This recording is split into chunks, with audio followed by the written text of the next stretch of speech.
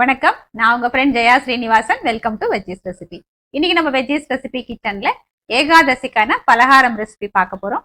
Already நம்ம வைகுண்ட ஏகாதசிக்கான பலகாரம் recipe நம்ம போட்டிருந்தோம் இல்லையா? உப்பு சேர்க்காம ஏதாவது பலகாரம் பண்ண முடியுமா அப்படின்னு கேட்டிருந்தாங்க. ஸோ நம்ம இன்னைக்கு அதை ட்ரை பண்ணலாம். ஏகாதசி பலகாரம் அப்படிங்கிறது அவங்கவுங்க ஃபேமிலி ப்ராக்டிஸ் தான். நம்மளால என்ன முடியும், நம்மளோட ஹெல்த் கண்டிஷன், நமக்கு என்ன விருப்பம், என்ன சேர்த்துக்கலாம், என்ன அவாய்ட் பண்ணலாம் அப்படிங்கிறது கம்ப்ளீட்டா அவங்கவுங்க எடுக்கிற முடிவு தான். நான் ரொம்ப ஏகாதசி அப்படி ரொம்ப ஸ்ட்ரிக்டா ஃபாலோ பண்றது கிடையாது. அரிசி நான் சேர்க்கறது இல்லை, அவ்வளவுதான். இன்னைக்கு நம்ம பார்க்க போற ரெசிபியில உப்பு சேர்த்தும் பண்ணலாம், உப்பு சேர்க்காமையும் பண்ணலாம். இது நிறைய வேரியேஷன்ஸ் நம்ம பண்ணிக்கலாம். ஃபர்ஸ்ட் டைம் சேனலை பாக்குறீங்கன்னா ப்ளீஸ் சப்ஸ்கிரைப் பண்ணுங்க. பெல் ஐக்கானை கிளிக் பண்ணி ஆல் ஆப்ஷன் கொடுத்துட்டீங்கன்னா நான் போடக்கூடிய எல்லா வீடியோஸும் குவிக்கா உங்களுக்கு ரீச் ஆகும். வாங்க இன்னைக்கு ஏகாதசி பலகாரத்துக்கான ரெசிபி என்னன்னு பார்க்கலாம். நான் ஒரு கப்பு கெட்டி அவல் எடுத்துட்டு இருக்கேன். இதை நல்லா வாஷ் பண்ணிட்டு கம்ப்ளீட்டா தண்ணியை ட்ரைன் பண்ணிக்கணும். இது சாஃப்டா இருக்கு, ஆனா பாருங்க உதிர் உதிரா இருக்கு. ஒரு வெள்ளரிக்காய் எடுத்துட்டு இருக்கேன். இதை நம்ம கிரேட் பண்ணி எடுத்துக்கலாம்.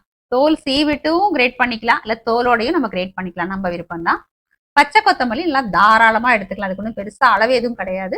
இதையும் நல்லா பொடியா கட் பண்ணி நம்ம எடுத்துக்கணும். வெள்ளரிக்காய் பாருங்க துருவி வச்சிருக்கேன். இதுல பாருங்க எவ்வளவு தண்ணி இருக்கு. தண்ணியோட அவல்ல சேர்த்துக்கலாம். இதுல ஊறும்போது இன்னும் கொஞ்சம் அவல் நல்லா சாஃப்ட் ஆகும். பச்சை கொத்தமல்லியை நல்லா பொடியா கட் பண்ணிருக்கேன், இதுவும் சேர்த்துருவோம். இதுக்கெல்லாம் அளவு எதுவும் கிடையாது, நம்ம நிறைய கூட தாராளமா சேர்த்துக்கலாம். ஃப்ரெஷ்ஷான தேங்காய் துருவல் இதையும் நல்லா துருவிட்டு இதுவும் சேர்த்துக்கலாம். இது இப்ப நல்லா மிக்ஸ் பண்ணிக்கலாம்.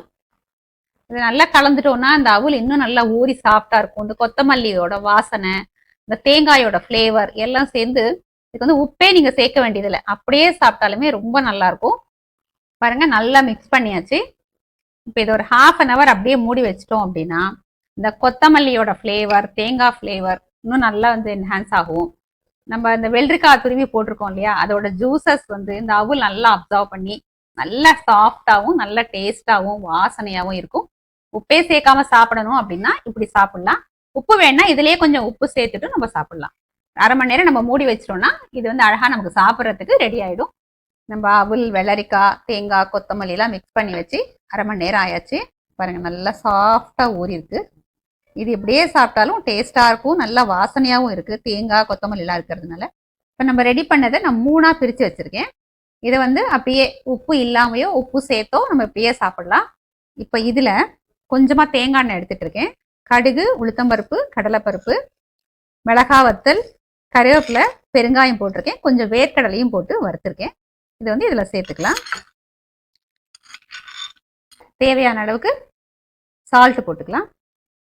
ஒரு மூடி லெமன் புழிஞ்சிடுவோம். நல்லா மிக்ஸ் பண்ணிக்கலாம்.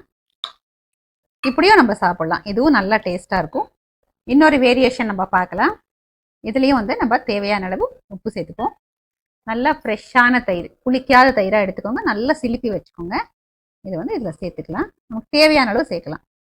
மிக்ஸ் பண்ணிட்டு வேணா நம்ம சேர்த்துக்கலாம். இன்னும் கொஞ்சம் தயிர் கூட நான் சேர்க்கிறேன். எப்படி இருந்தாலும் அந்த தயிர் அவல் நல்லா அப்சர்வ் பண்ணிடும். தயிர் விட்டதுக்கு அப்புறம் நல்லா மிக்ஸ் பண்ணிக்கணும். இதுக்கு ஒரு தாளிப்பு ரெடி பண்ணியிருக்கேன்.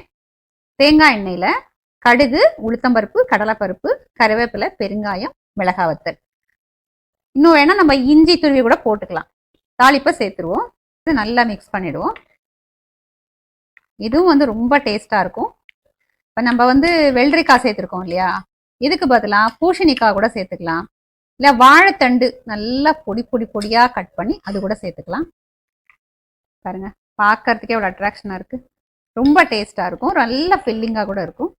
ஏகாதசிக்கான பலகாரம் நம்ம 3 வேரியேஷன்ல பண்ணியிருக்கோம். இது அவல், கிரேட் பண்ண வெள்ளரிக்காய், தேங்காய் துருவல், கொத்தமல்லி, உப்பு சேர்க்காம பண்ணியிருக்கோம். சில பேர் ஏகாதசிக்கு உப்பு வேண்டாம்னு நினைக்கிறவங்க இதை எடுத்துக்கலாம். வெள்ளரிக்காய், தேங்காய், கொத்தமல்லி எல்லாம் சேர்த்துருக்கோம். இதுல உப்பையும் போட்டு நம்ம நல்லா தாளிச்சிருக்கோம். தாளிப்பு வாசனையோட இதுவும் ரொம்ப நல்லா இருக்கும். இதுல நம்ம வேர்க்கடலையும் சேர்த்திருக்கோம் அப்படின்னா புரோட்டீன் ரிச்சாவும் இருக்கும். சாப்பிடும்போது கொஞ்சம் நல்லா கிரன்ச்சியா இருக்கும்.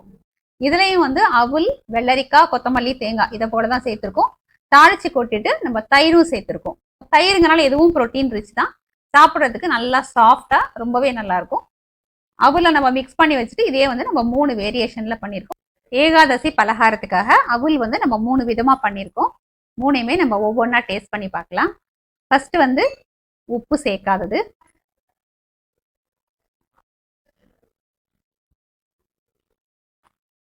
உப்பு சேர்க்கலன்னா கூட நல்லா இருக்கு. உப்பு இல்லாமல் எப்படி சாப்பிட்றது அப்படிங்கிற மாதிரிலாம் இல்லை. நம்ம உப்பு சேர்த்து வேர்க்கடலை எல்லாம் போட்டு தாளிச்சிருக்கோம் இல்லையா, இதை டேஸ்ட் பண்ணி பார்க்கலாம்.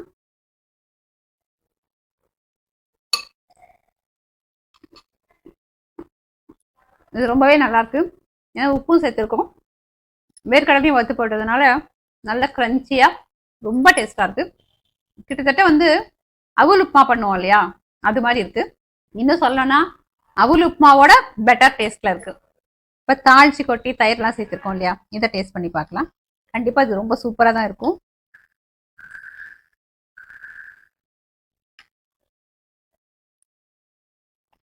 அட்டகாசமா இருக்கு. அதனால தாளிச்சு கொட்டின தயிர் சாதம் சாப்பிட்டா எப்படி இருக்கும் அந்த மாதிரி இருக்கு. நல்ல ஃபில்லிங்காகவும் இருக்கும். மூணுமே வந்து அட்டகாசமா இருக்கு, எந்த குறையும் சொல்ல முடியாது. ரொம்ப நல்லா இருக்கு, தாராளமா நம்ம எடுத்துக்கலாம். நாளைக்கு தான் ஆக்சுவலா ஏகாதசி. இந்த ரெசிபியை இந்த 3 வேரியேஷன்ல உங்களுக்கு எது பிடிக்குதோ அது, இல்ல நீங்க புதுசா இன்னொன்னு கூட ஏதாவது நீங்க பண்ணலாம். ட்ரை பண்ணி பார்த்துட்டு எப்படி வந்ததுன்னு கமெண்ட்ல சொல்லுங்க. லைக் பண்ணுங்க, உங்க ஃப்ரெண்ட்ஸ் அண்ட் ஃபேமிலியோட ஷேர் பண்ணுங்க. புது ரெசிபியோட நாளைக்கு நான் உங்களை மீட் பண்றேன். தேங்க்ஸ் ஃபார் வாட்சிங்.